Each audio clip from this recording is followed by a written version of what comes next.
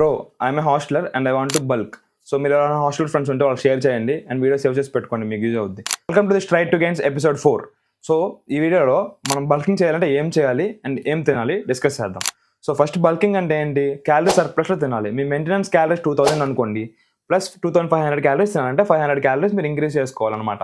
So అలా చేస్తే మీ bulking అనేది బాగా హ్యాపీగా వెళ్తుంది అనమాట. సో ఫస్ట్ మీరు ఒకసారిగా 500 పెంచేయకూడదు.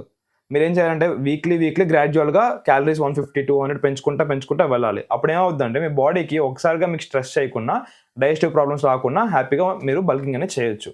అండ్ మీరు ఏ ఫుడ్స్ తీసుకోవాలి? వెజిటేరియన్ అయితే హై ప్రోటీన్ సోర్సెస్ ఏంటంటే paneer, tofu, Chenna, next flax seeds, chia seeds ఇవన్నీ యాడ్ చేసుకోవచ్చు.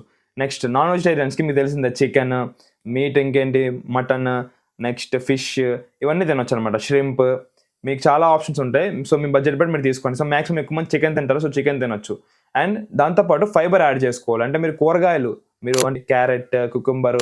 సో మీకు ఫైబర్ ఎందుకు? ఫైబర్ వల్ల మీరు ఎక్సెస్ క్యాలరీస్ తింటారు కాబట్టి దానివల్ల డైజెస్టివ్ ప్రాబ్లమ్స్ ఏమి రాకుండా ఫైబర్ బాగా డైజెస్ట్ అవ్వడానికి యూజ్ అవుద్ది. అండ్ గట్ హెల్త్ కూడా ఇంప్రూవ్ చేస్తుంది.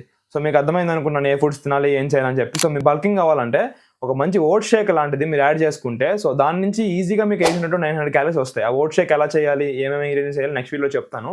హాస్టల్ స్టూడెంట్స్ ఎవరున్నా వాళ్ళు షేర్ చేయండి, అకౌంట్ ఫాలో అయ్యి పెట్టుకోండి. See in the next one.